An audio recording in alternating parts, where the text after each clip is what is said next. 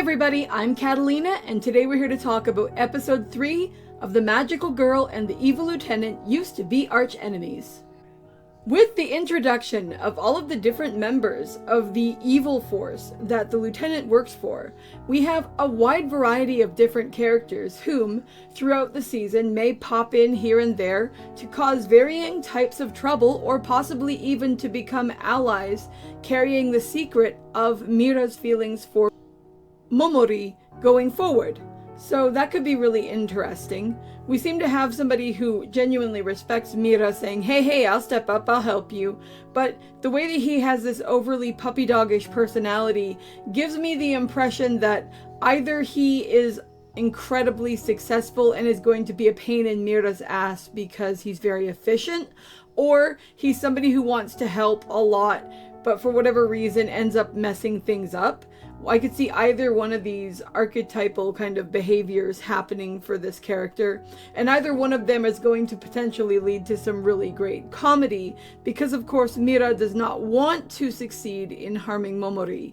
I also like the fact that we see two very interesting things in this episode with regard to Mira. The first of these is the fact that Mira doesn't seem to actually be aware of what his feelings toward Mimori actually are, or how he actually really feels about her, or how to deal with the fact that he feels something about her. I don't know whether that is something to do with the culture of the people he comes from, or whether it's the fact that she is the magical girl, or whether it's that she's somebody outside of his own culture, and it's not normal for his species to actually be interested in somebody who is not of their kind.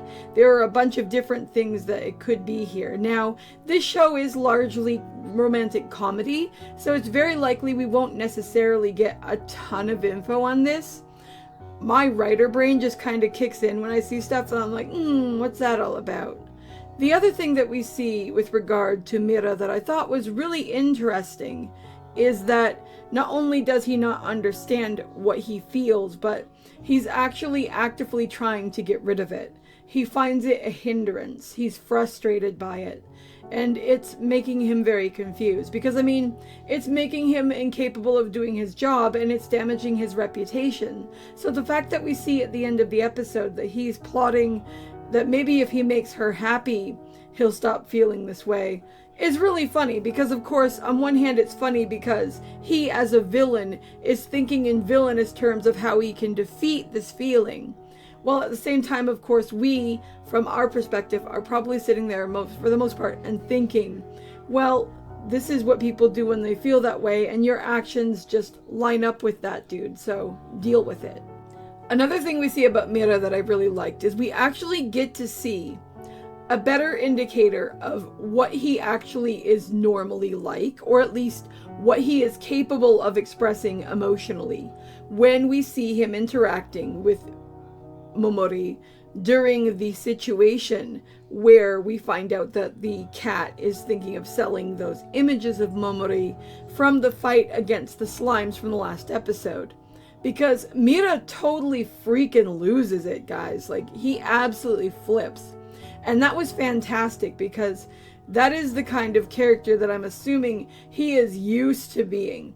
I'm sure he is used to, it's not even necessarily the rage, but just the determination and the abject ruthlessness.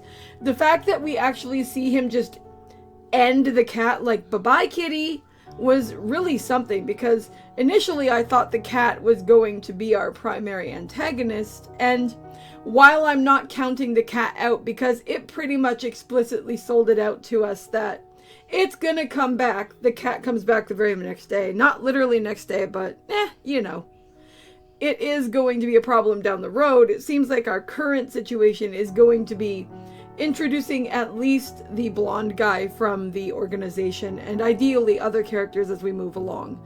So that will definitely create a way for them to create situations that they can make comedy and interesting character moments from.